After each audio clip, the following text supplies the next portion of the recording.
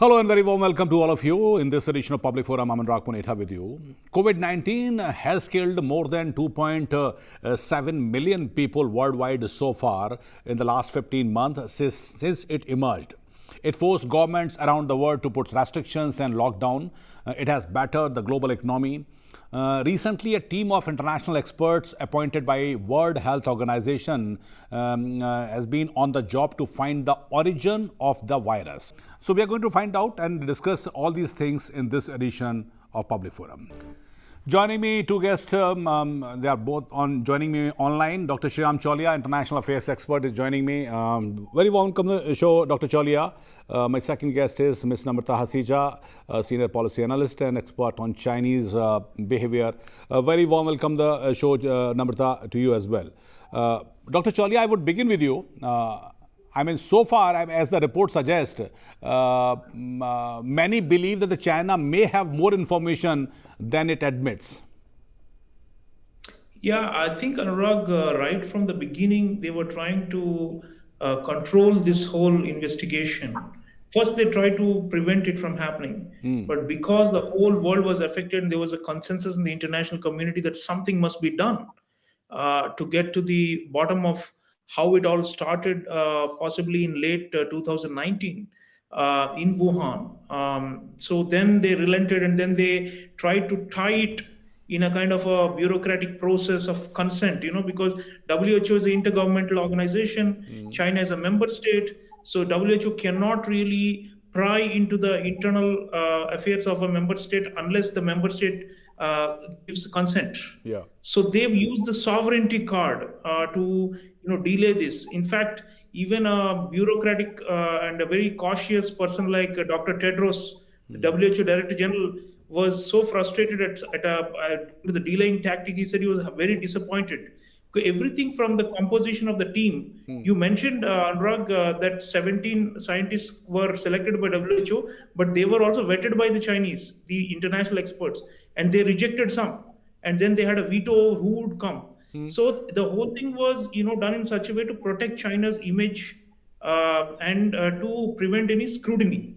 So the whole, I think it was, you can call it an eyewash, because what happened is, like you said, even once the team went on the ground, their access was quite limited, and throughout those few weeks they were there, they were actually, it was like a guided tour. And one of the highlights of their stay was they were taken to a museum, which glorified how the Communist Party had managed the coronavirus pandemic and the response. So the entire thing was a setup. And now they are saying this is a scientific expertise, so why should anyone challenge it? The point is, it was originally politicized exercise. And I think now we need to call it out. And not only Western country, everybody in the world is affected by this pandemic. So we have a right to find out what happened. And I think the Chinese are now saying, it's a geopolitical mania. That's the latest tweet by the Global Times editor saying that, why are you making a fuss about it? The report is clearly saying that more study is required. How much more study? Now we are almost 17-18 months since the virus is first known to have come out. Yeah, that's 2.8 million people approximately dead, many more likely to die, continue to die this year and beyond. Yeah. So why should the truth be hidden from the world much further? Why we need further studies? This is something, the data that they have shared, the scientists who are on the panel, the neutral scientists, international ones, many of them have come out and said, one, the lab data going back to October and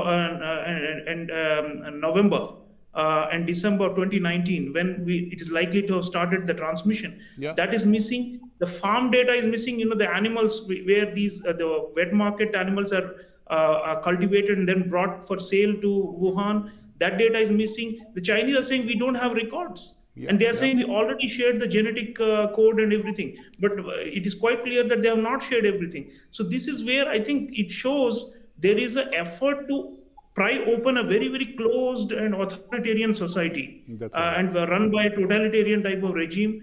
And they are resisting it. And they are saying it's sovereignty and we have already cooperated. So this is the problem. You commit a crime and then you say, our hands are clean. Yeah, this is the irony of the situation, Arnav. Dr. Chaulia, but don't you think the credibility is paramount in any investigation? And recently, U.S. Secretary of State Antony Blinken said to CNN, and that he said very categorically that we have got real concern about the methodology and the process that went into the report, including the fact that the government in Beijing apparently helped to write it. I mean, so what is your opinion? Can U.S. dump the report? Well, the US has just come back into the WHO after Trump pulled out. So they will want to assert leadership again on and in this organization and internationally on global health issues.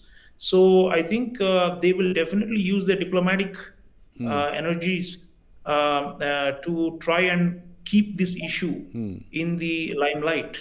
And this is happening, of course, in the backdrop of the US-China so-called new Cold War. And although Biden administration is not using the same kind of extremely biting rhetoric which you saw under Trump, they are also positioning themselves to counter China on many, many fronts. Okay. So I think they are going to use this also to try and build consensus among many countries that China is a problem state and that China gave birth to this crisis and China is the root cause of this crisis and that they're denying it. And you see, it's part of the Cold War because the Chinese spokespersons and the so-called wolf warrior diplomats are trying to, avert the world's attention and spinning conspiracy theories and claiming that it is actually a US military lab. They are saying exactly. American frozen food that's been imported to China, which is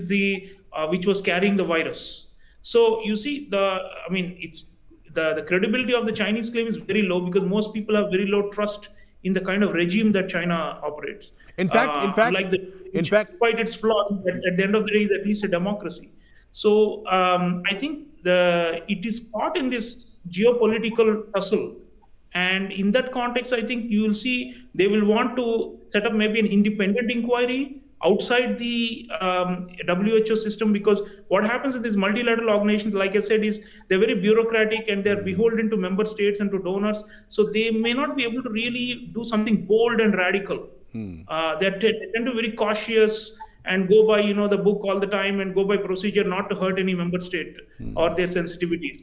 So I think it's time for an independent body panel to be formed from outside. The problem, of course, is they will not be given access by the Chinese at all. But look, this is also the job of intelligence agencies, of security forces and so on from around the world who can detect and who can put together a parallel report, I think, because the WHO thing, like we just saying, is totally compromised, but the truth still needs to come out.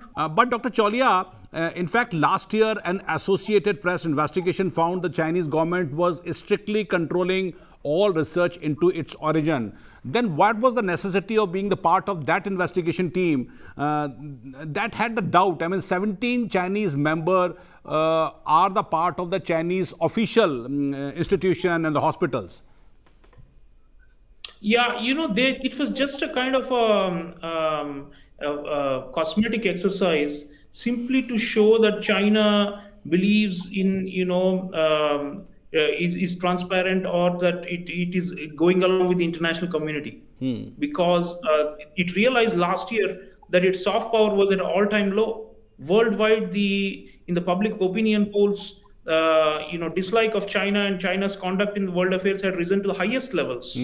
In many parts of the world, it was like 80-85% of the public was saying that we don't trust China and what China is doing in the world. So they tried to use this WHO investigation and allow it as a way to to make amends for that and to try and show that, look, at the end of the day, and what was working for them last year was the US election, because they were kept on insinuating that it is Trump's politics. Trump wants to get re-elected. That's why he's pushing hard and he's spinning all these fabrications and slandering China in order to get domestic political gains in the US. Now, 4 months have passed. The US election is over, right? Now, what will they say? Now they simply say, oh, well, now, let us move ahead and not look back. They basically want to close the chapter. But you see, why we need to look back, and the point that Amita was making was, the origin is very closely related to the conduct of the Communist Party. So it is basically a political question because if the investigations find out that actually the virus had begun transmitting even before November 2019, and then it shows how long the Chinese hid it from the world. 3 months, 4 months, possibly even 5 months they have hid it.